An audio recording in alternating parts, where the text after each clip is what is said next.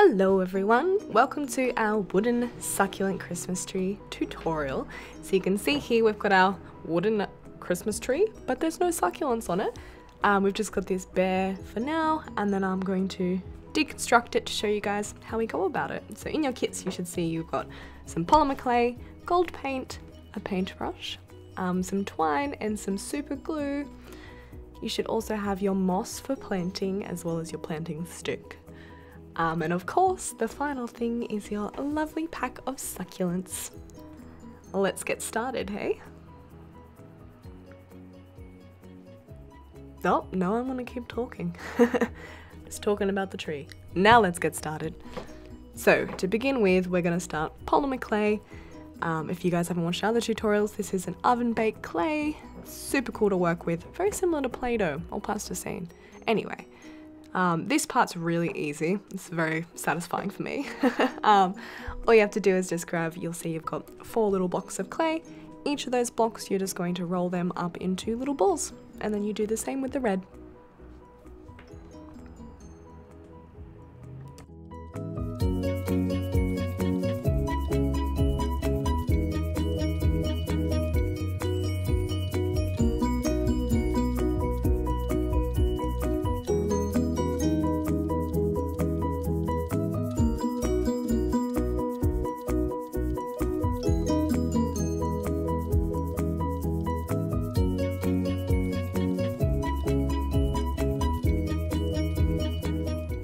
Alright, the little balls are rolled out.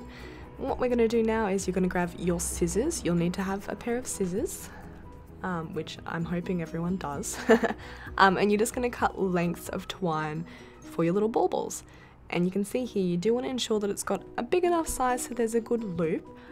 Definitely check the size with the size of your sticks. Make sure it's big enough to fit around those bigger sticks.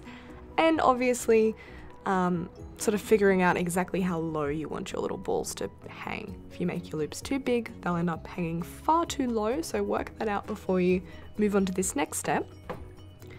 But this next part, you're going to be grabbing your planter stick, and you're just going to create little holes, not too deep, probably about, a centimetre, about a centimetre deep. And this is where we're going to put our natural twine in for our little hangers.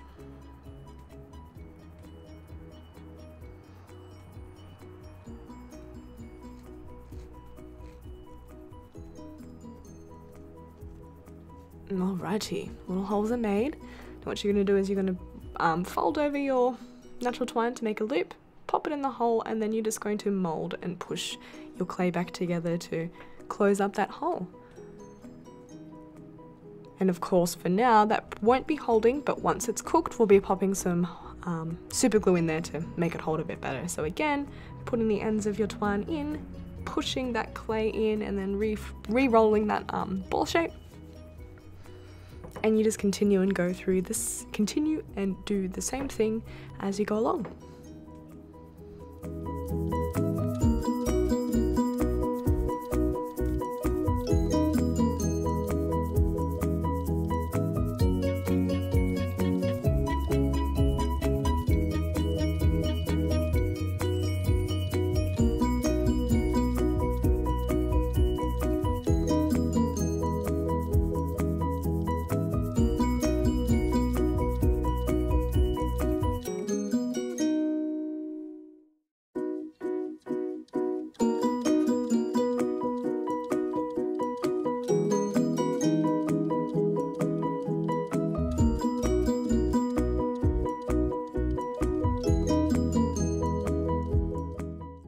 Alrighty, now we're up to the fun part.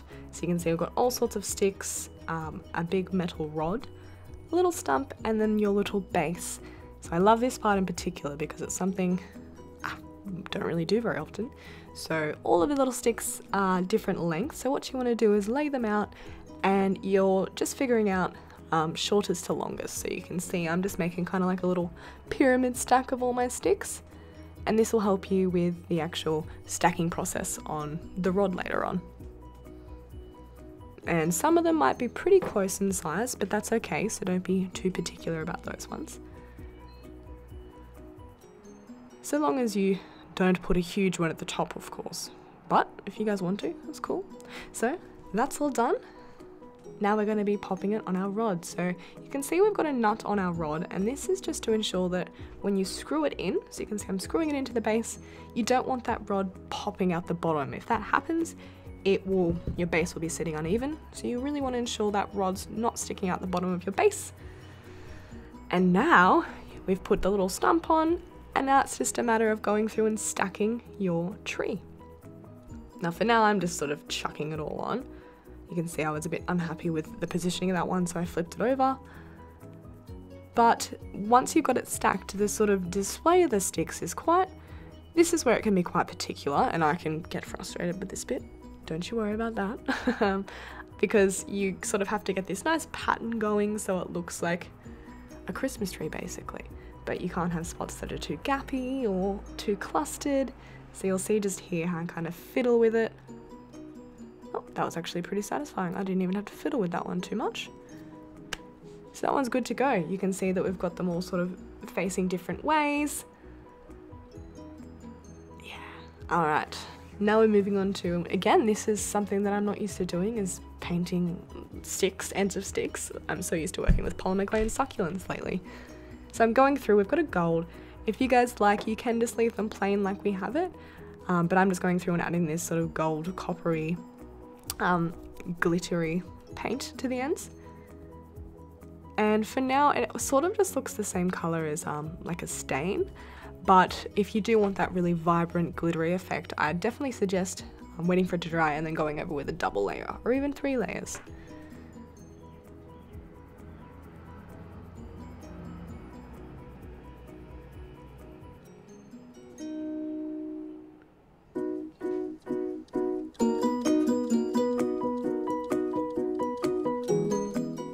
And then after that, you're just going to paint the top of your star. And again, you can leave that completely clear if you want to, but I like the nice shimmery gold paint.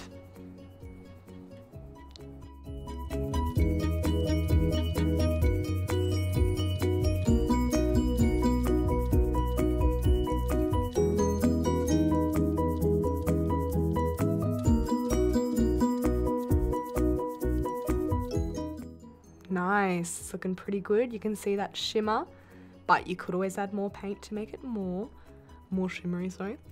So now I'm just going through and popping my sphagnum moss in the base. Now you can use dirt if you want to, but of course we can't ship dirt around, so we've just given you some sphagnum moss. And there's not a whole lot of drainage in this piece, so the sphagnum moss really helps with that, ensures it doesn't puddle up. Succulents don't like to be in a pool of water. So I've pushed that moss in, and I've also ensured to try to make sure there's a really good amount of pressure in there, so that way it holds your suckies in better. I'm starting out with my bigger ones. I'm just going to pull a couple of leaves off to expose that stem, and then I'm going to pop it into the moss. We don't need any glue for this one because it's not a vertical hanger or anything. The succulents will just grow roots and attach themselves to the moss just as they do soil.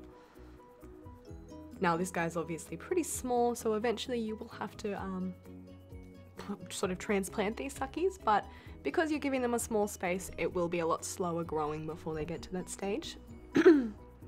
But when it comes to watering, so watering your suckies, obviously this isn't a huge amount of moss, so you don't want to give it a big soak, but soak it enough so that moss is hydrated, fluffy, and then you just let it completely dry out before watering it again. Even, you know, once a week, possibly twice a week, but it's all dependent on how your suckies are looking. Too much water can lead to rot, which is never fun for anyone.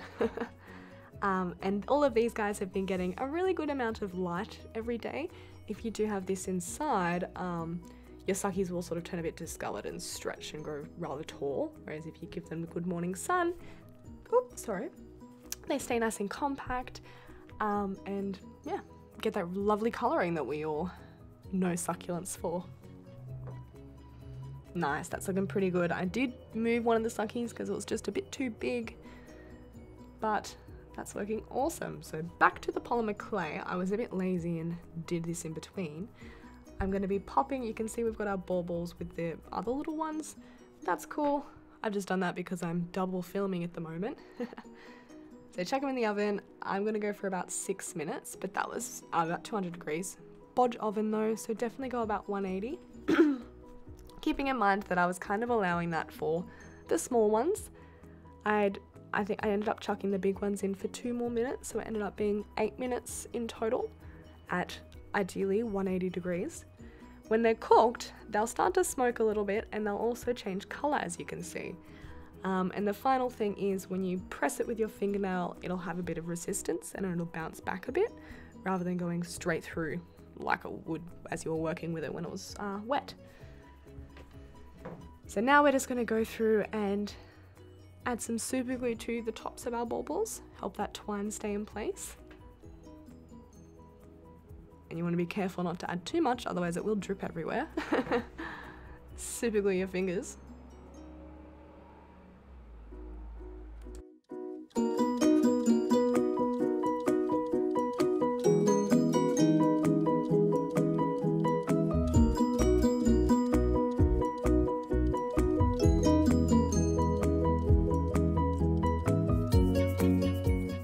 Sweet, now it's time to hang our baubles.